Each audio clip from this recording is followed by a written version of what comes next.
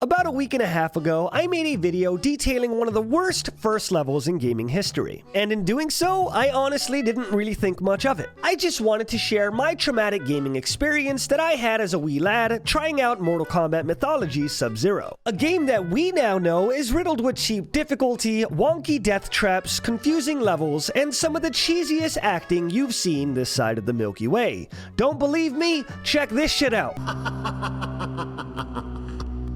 Our ancient foes, vanquished in one transaction. What the fuck was that supposed to be? Joy? And though I thought there was only going to be one of these, the video did well. You guys asked for more, and of course that means, like a moth to the zapper, I have to return to something that hurts me very, very much. So without further ado, I present to you the second level of Mortal Kombat Mythology Sub-Zero, which, dare I say, is even worse than the first.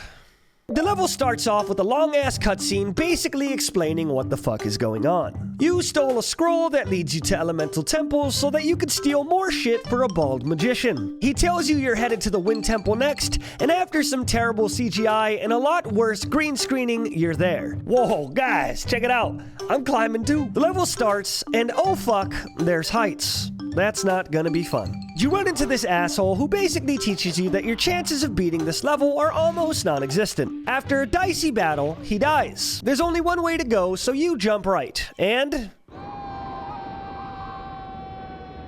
I hope you get used to this, because this video plays every single time you fall. You start again, and hopefully this time you make it through the first guy. You jump to the right again and realize that you cannot fall because you get carried by magical wind. Where the fuck was that wind the first time? You keep progressing towards the right and see one of the least convenient things ever made.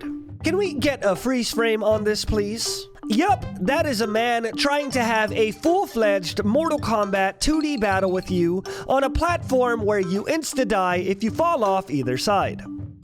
Fuck.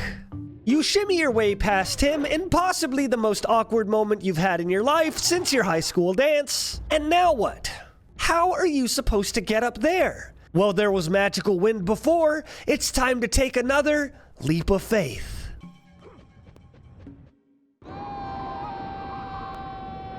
Guess the wind didn't work there, huh? You make it up after waiting for the wind this time, and you get to this weird 3D bridge. It's kind of disorienting and does nothing for you, but at least it looks cool. You see a platform, you jump to it, and immediately two things go south. Number one, there is an angry man, and number two, it starts to crumble. By sheer luck, you get through him and onto the next platform, and oh, look at that, Dad, this one is crumbling too. Continue. I really don't fucking want to. You trek through everything by the skin of your teeth because just as before, you have grown wiser and have lost the light in your eyes. This time, on the last crumbling block, you hit a leap of faith, and by sheer force of rage and determination, you make it past the crumbling part. You keep going, you kill 3 guys, and you hit your first checkpoint. And oh my god. Oh my god.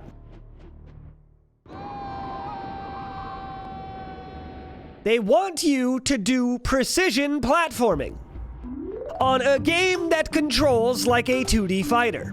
That means you have to press up to jump. Here you go, and well, at least you get a start back at the checkpoint. You land the first one, sweating bullets, and oh my god, there is another one. Which means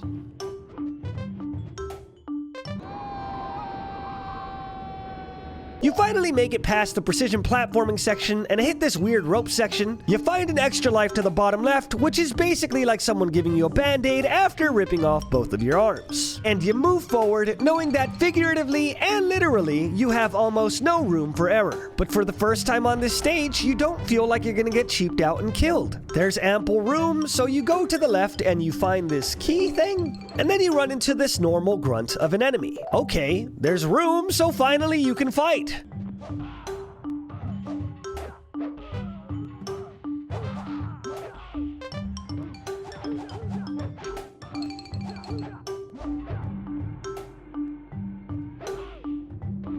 And he beats the fucking brakes off of you.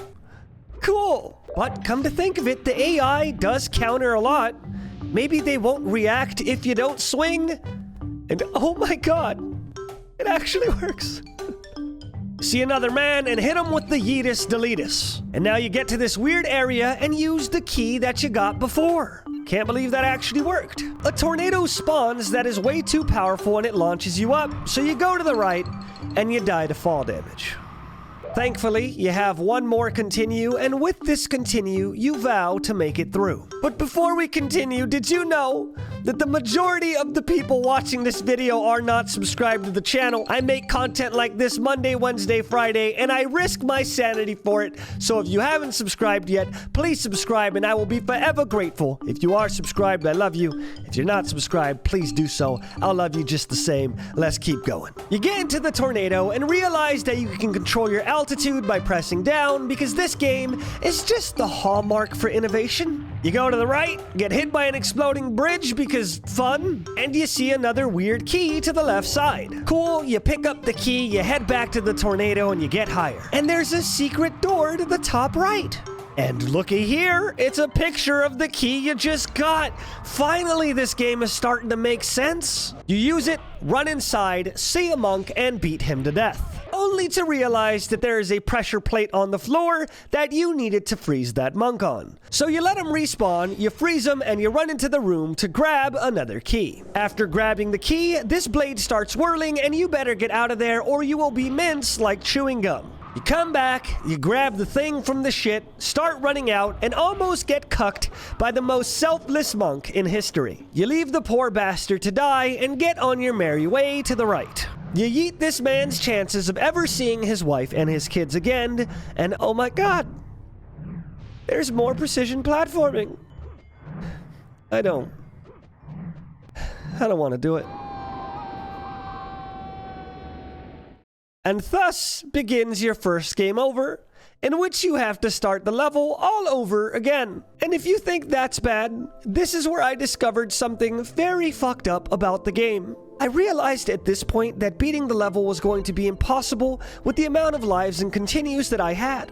So on the main menu, I went into options and changed the difficulty to very easy and gave me as much lives and continues as I could. And I learned something so sinister that it almost made me want to throw up. When replaying the game again, in order to beat the first level and get to the second level with my newfound continues and lives, I ran into this. A tablet that explains to you the things that should have been explained in the game already, including the death traps, the weird ledge jump, and other things that you should have been taught all along. Meaning that the people who made this game expected you to do your best, die an insane amount of times, and then switch the difficulty to be given the knowledge you should have had in the first place. It's like a college class giving you your midterms on the first day. I don't understand.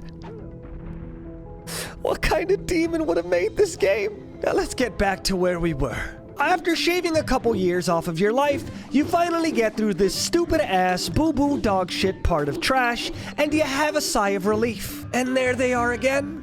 You make it through easily this time because your brain has now folded in all of the ways it needed to for any of this to make sense. You jump through the final precision platform in the level, you yeet the final man, and surely enough, it is done.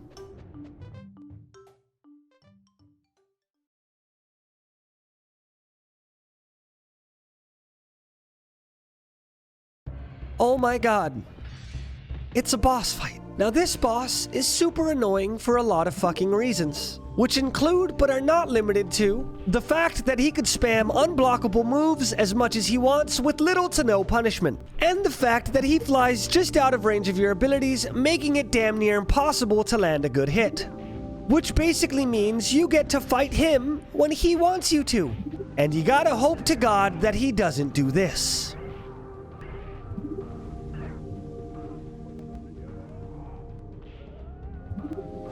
Oh boy, what a blast. But thankfully throughout the stage, you picked up a ton of healing items that you didn't use, so you could just tank everything and make this boss fight a piece of cake. After a tough battle, you knock down all of his HP. Good job, sport. And it's over, right? Right? It should be over.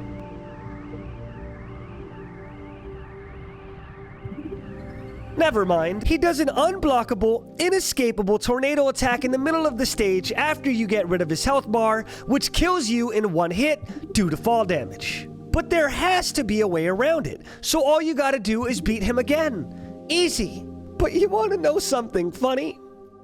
A very powerful kick in the nuts, your healing items don't come back when you die, so now you have to beat him without healing. Unless you want to beat the whole level again. My Father in heaven, I ask you why. And that's not it. Because after I hit him enough and died enough times, I saw this. I unlocked my air freeze ability. A move that is almost crucial for beating him in the first place. Meaning it is physically possible to get here and game over before having an ability that you kind of need to beat him. And you finally, through a bunch of trial and error, get back to the tornado part. Maybe if you do a run and a slide, nope. You can't fucking escape it.